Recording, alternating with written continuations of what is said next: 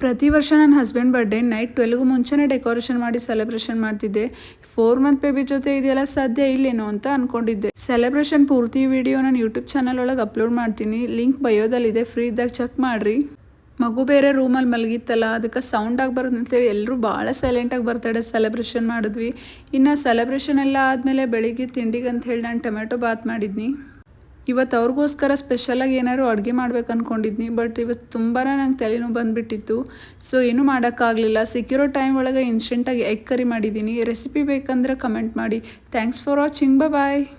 ಪ್ರತಿ ವರ್ಷ ನನ್ನ ಹಸ್ಬೆಂಡ್ ಬರ್ಡೇ ನೈಟ್ 12ಗೂ ಮುಂಚೆನೇ ಡೆಕೋರೇಷನ್ ಮಾಡಿ ಸೆಲೆಬ್ರೇಷನ್ ಮಾಡ್ತಿದ್ದೆ. 4 ಮಂತ್ ಬೇಬಿ ಜೊತೆ ಇದೆಲ್ಲ ಸಾಧ್ಯ ಇಲ್ಲೇನೋ ಅಂತ ಅಂದ್ಕೊಂಡಿದ್ದೆ. ಸೆಲೆಬ್ರೇಷನ್ ಪೂರ್ತಿ ವಿಡಿಯೋ ನಾನು ಯೂಟ್ಯೂಬ್ ಚಾನಲ್ ಒಳಗೆ ಅಪ್ಲೋಡ್ ಮಾಡ್ತೀನಿ. ಲಿಂಕ್ ಬಯೋದಲ್ಲಿದೆ, ಫ್ರೀ ಇದ್ದಾಗ ಚೆಕ್ ಮಾಡಿರಿ. ಮಗು ಬೇರೆ ರೂಮಲ್ಲಿ ಮಲಗಿತ್ತಲ್ಲ, ಅದಕ್ಕೆ ಸೌಂಡ್ ಆಗಬಾರ್ದು ಅಂತೇಳಿ ಎಲ್ಲರೂ ಭಾಳ ಸೈಲೆಂಟಾಗಿ ಬರ್ತಡೇ ಸೆಲೆಬ್ರೇಷನ್ ಮಾಡಿದ್ವಿ.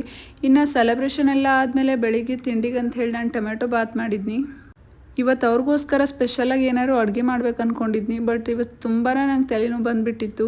ಸೊ ಏನೂ ಮಾಡೋಕ್ಕಾಗಲಿಲ್ಲ. ಸಿಕ್ಕಿರೋ ಟೈಮ್ ಒಳಗೆ ಇನ್ಸ್ಟೆಂಟಾಗಿ ಎಗ್ ಕರಿ ಮಾಡಿದ್ದೀನಿ. ರೆಸಿಪಿ ಬೇಕಂದ್ರೆ ಕಮೆಂಟ್ ಮಾಡಿ. Thanks for watching. ಬಾಯ್.